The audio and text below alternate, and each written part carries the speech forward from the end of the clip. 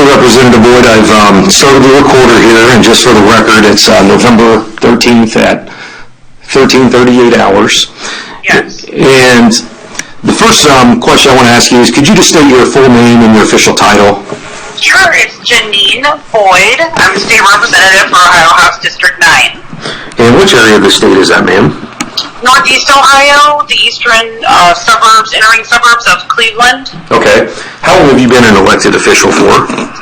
I just won my election for my third term, so it's been almost 4 years. 4 years. Okay, very good. And I guess the first question I have for you is, are you a member of the Ohio Legislative Black Caucus as part of being a representative for the state of Ohio? Yes, I am. Okay. And the matter that I've contacted you for is, in July of this year, 2018, the Highway Patrol was contacted about a letter that was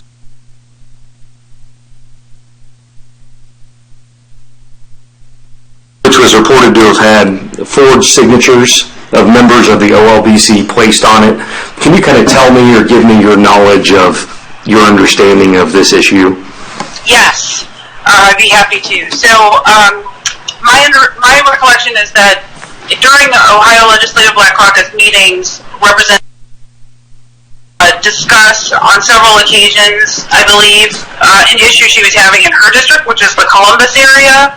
And she wanted OLBC to support her in that area, and the president, Representative House, did say at that time, at one of those times, we're not going to vote to collectively support you in your district on that issue that you're having.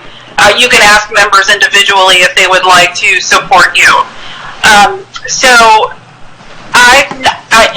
She never, ever, never asked me if she could use my signature and apply it to a letter addressing the issues she was concerned about in her district. She never asked me. I found out my name was on the letter around the same time everyone else did when Representative House reached out to the members, to find out if, first of all, we'd been asked, and second of all, if we knew. And so that's how I found out. Okay. And when is the first, and again, I understand the letter was written, I believe it was sent on March 29th of 2018, yes. Just as give you a time reference. Do you recall around the first time that first started inquiring with OLBC members about supporting her issue in the Columbus area? I would say probably January.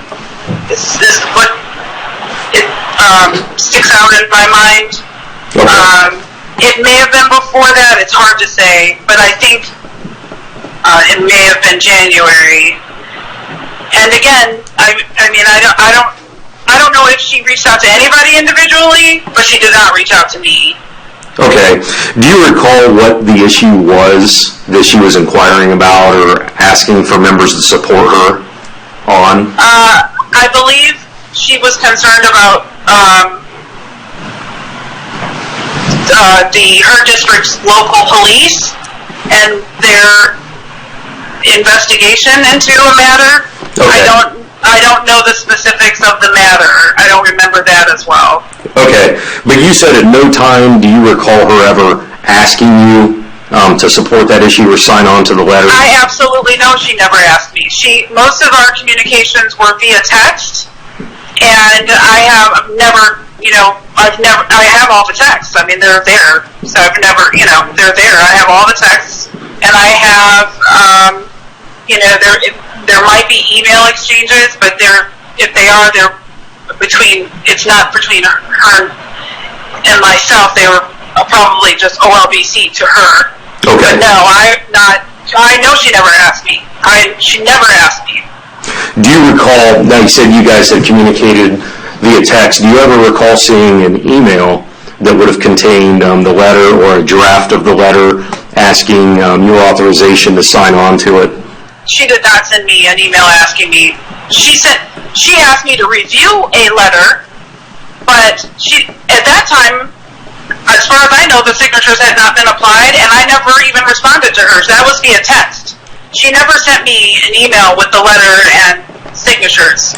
So I'm 98% sure of that, and I can double check when I'm no longer driving. Okay. But my belief is that the first time I ever saw the letter with my name on it, it was when the president of OLBC disseminated that to show us that actually had occurred. Okay. And do you recall the text where review a letter? Did you say you never reviewed that, or? I never reviewed it, and I never responded to her. And is that just because? And she didn't say my name was on it. She didn't say, "Hey, review this and ask me," and can I put your signature on it if you approve? It was nothing like that. It was just like, "Hey, I wrote a letter. I want you to review it." Gotcha. That was it. Okay. All right. So, let's say that if an issue would come up that the OLBC would support, or I should say that you would support as part of that issue, how would you give approval for your signature to be used on that letter, or if a document is going to be disseminated, how would you authorize that? I would have my office contact the office of the legislature who's seeking it, and have my office provide my signature. My office was completely unaware that my signature had been taken. Okay. And I have done that in the past. There's been plenty of occasions where people have asked us to sign on to things, letters or resolutions, and the only way that we can do that, if we're not in the office to actually physically write our signatures, is to have our office apply our electronic signature if they possess one. So that's not uncommon, and she did not ask my office or me. Okay. And especially with you just having gone through a re-election, this would be a good question for you. Now, as a result of your signature being used without your authorization or permission, do you feel or have you suffered any type of a loss? And that can include a personal loss or political loss. I mean, honestly, no. She is in a different district than I am. Okay. But as a member of the Ohio Legislative Black Caucus, one of our priorities is improving, and I said this to her, in fact, in our caucus meeting, in terms of, we had a caucus meeting addressing her about, using signatures without her, and by caucus I mean House caucus, using our signatures. And I said to her very respectfully, I said, part of our responsibility as the Ohio Legislative Black Caucus is to work on, work together to improve police and community relationships. And I feel like that could have set us back the way she, involved us without our approval. That is an important priority of ours. And we want to do it peacefully, we want to do it respectfully, we want to do it with, democratically. We do not want to use Ohio Legislative Black Caucus and all of our membership to that organization, that important organization, to, strong-arm police or communities. So, politically, personally, no, and I don't believe I experienced any loss. I feel like I've been violated. I feel like I can't trust that she's gotten rid of my signature and that she will not use it again, because at this point, as far as I can tell, she's not been held responsible. And lastly, I feel like that may have impacted, at least in that area of the state where she represents, it could have impacted negatively our work on police-community relations, and that's a vital priority for us. Okay. And I think you kind of answered my next question. And my next question was, do you feel that the Ohio Legislative Black Caucus has suffered a loss as a result? Yes. Has the caucus suffered a negative impact or anything of that nature? I think so, absolutely. I really do. I think that, and I think that, anytime something happens and people, it ends up dividing, that's a loss. That's, divisiveness is a loss. Instead of being united on, mission and vision, we have lost a member. We have divided a bit. And so that's, yes, I would say that. And in our efforts to impact, like I said just moments ago, police community relations, in that area of the state, yes, I would say yes. Okay. Do you feel you're a victim as a result of your signature being used without your permission? Absolutely. Okay. And then the last question I would have is, as a result of your signature being used, are you wishing to pursue any type of criminal charges or go along with the case against Representative Kett for Yes. the forged signatures? Yes. Okay. All right. Ma'am, is there anything I didn't ask about you feel that I should know, or anything important that would be good for me to follow up on? I would just like to add in my statement that she's not taken any ownership of it. And she has actually been confrontational to me after the House caucus meeting regarding the use of our signatures without our permission, and addressing that topic. She was confrontational with me, and I've asked my minority leader and our House attorney to move our seats. I don't want her to sit near me because she was confrontational with me. And her husband shows up at our committee meetings, and he is sometimes, he'll say things that I think are mildly threatening, or at least intended to make me uncomfortable, and others. He'll say things like, she is the nice one, I'm her bodyguard, I'm the mean one, and it's disconcerting. I don't want to be near her. I thought about filing a restraining order, in fact, after she confronted me before we recessed. She actually held me at the door by my arm, and I missed my vote. And I did report that to my leader and our attorney. Okay. And I've also talked to my attorney about things, but he's not in Columbus, and so that's why I've not pursued anything individually. Got you. And ma'am, if I can clarify, Yes. because I hadn't heard anything about that, you said that did she physically hold you to prevent you from voting? Yes, and it wasn't, so I'm cautious about making it sound as if, she was holding me tightly or I was injured. It was nothing like that. She stopped me at the door. She put her hand on me,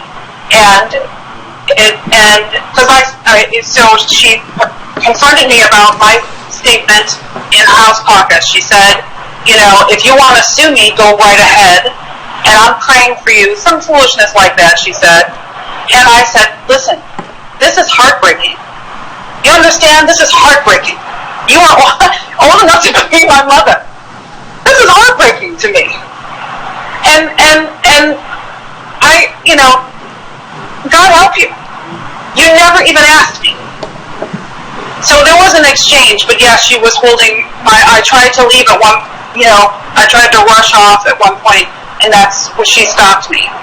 But it was not aggressive, but it was confrontational. Does that make sense? Yes, ma'am, and I just wanted to kind of clarify exactly what took place. And you said, was that at the point that you said there was a vote going on that prevented you from... Yes, we had recessed. I run to the restroom. We were coming back, and she stopping me in the doorway of chambers caused me to miss my opportunity to vote because they adjourned session. So it may not have been a recess. I might have just run to the restroom, and then she was leaving because they had taken the votes. But once they adjourned, I could not add my vote on paper at the front of chambers. Does that make sense? Yes, it does. Okay. Why do you feel that she directed that towards you? Because this is my opinion. I have no real facts to support this except to say she probably didn't expect me. I'm known for being very nice.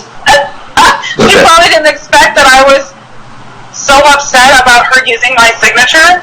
And, the fact of the matter is, Trooper, and I'll just be very personal about it, I'm an adopted individual. I was in foster care very briefly in my childhood.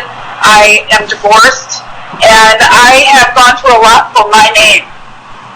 And it really emotionally impacted me, because you never know what anyone goes through for anything, but you also never know, even in this, what might seem small, you don't know what people go through for their name.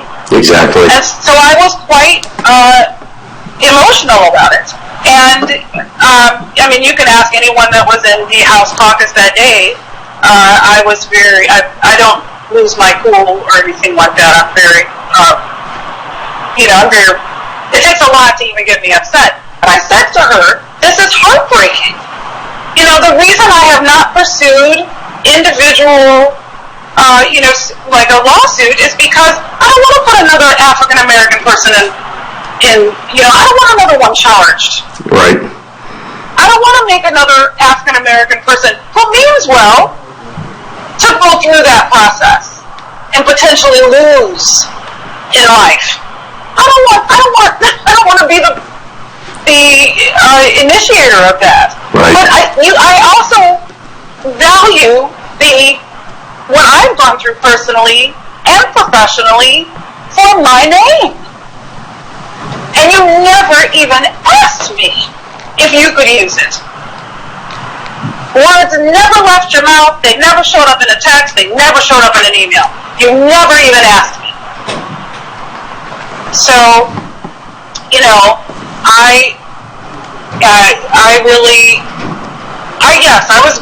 I felt very violated. I really did. I still do. And I honestly, because she's not taking ownership, and because her husband lurks around, and because she, I have photographs. I took photographs. I screenshot images off of the Ohio channel when I was giving a floor speech before we recessed, and I heard the rolling her eyes at me, and because she sits directly behind me, and just smirking and making all sorts of facial expressions on camera. I have screenshots of those. I sent them to I shared them with Sarah Cherry, our House caucus attorney, and I said I don't want her sitting behind me when we return. Because all of that is there's just, because she's not taking any ownership, I have no reason to believe she won't try to do it again after some time has passed. Right. To use my signature or something like that. Okay. Well, I appreciate you answering the questions. If you can bear with me for a minute, I'm just going to turn this recorder off. Okay, I'm going to conclude this at 13:56.